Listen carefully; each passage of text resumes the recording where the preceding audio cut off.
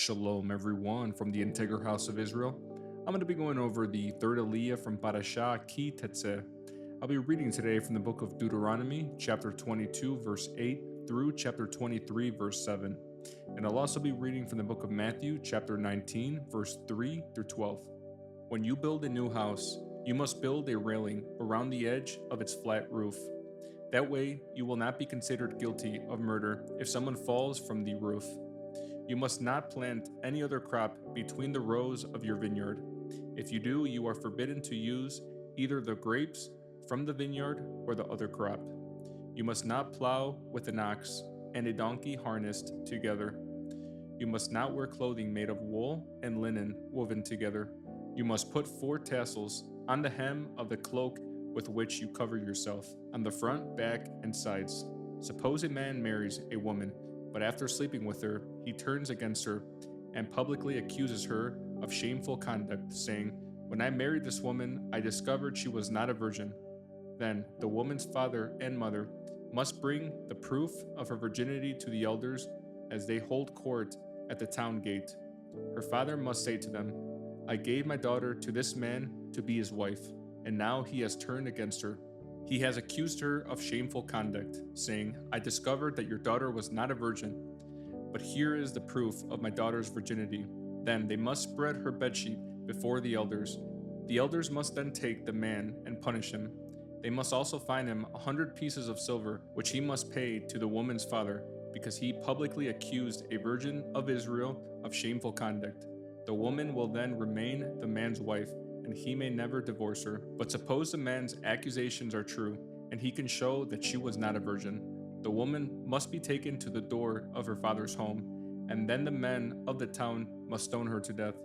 For she has committed a disgraceful crime in Israel by being promiscuous while living in her parents' home. In this way, you will purge this evil from among you. If a man is discovered committing adultery, both he and the woman must die. In this way, you will purge Israel of such evil. Suppose a man meets a young woman, a virgin who is engaged to be married, and he has sexual intercourse with her. If this happens within a town, you must take both of them to the gates of that town and stone them to death. The woman is guilty because she did not scream for help. The man must die because he violated another man's wife. In this way, you will purge this evil from among you. But if the man meets the engaged woman out in the country and he rapes her, then only the man must die. Do nothing to the young woman. She has committed no crime worthy of death. She is as innocent as a murder victim. Since the man raped her out in the country, it must be assumed that she screamed, but there was no one to rescue her. Suppose a man has intercourse with a young woman who is a virgin but is not engaged to be married. If they are discovered, he must pay her father 50 pieces of silver. Then he must marry the young woman because he violated her, and he may never divorce her as long as he lives. A man must not marry his father's former wife, for this would violate his father. If a man's testicles are crushed or his penis is cut off, he must not be admitted to the assembly of the Lord. If a person is illegitimate by birth, neither he nor his descendants for 10 generations may be admitted to the assembly of the Lord. No Ammonite or Moabite or any of their descendants for 10 generations may be admitted to the assembly of the Lord. These nations did not welcome you with food and water when you came out of Egypt. Instead, they hired Balaam, son of Beor, from Pethor, in distant Aram and Hiram, to curse you. But the Lord your God refused to listen to Balaam. He turned the intended curse into a blessing because the Lord your God loves you.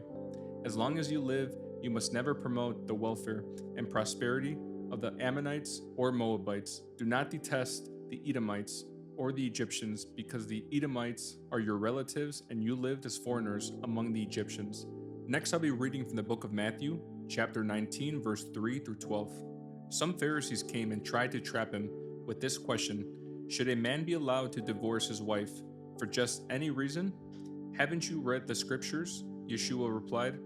"They record that from the beginning God made them male and female, and he said, 'This explains why a man leaves his father and mother and is joined to his wife, and the two are united into one. Since they are no longer two but one, let no one split apart what God has joined together.'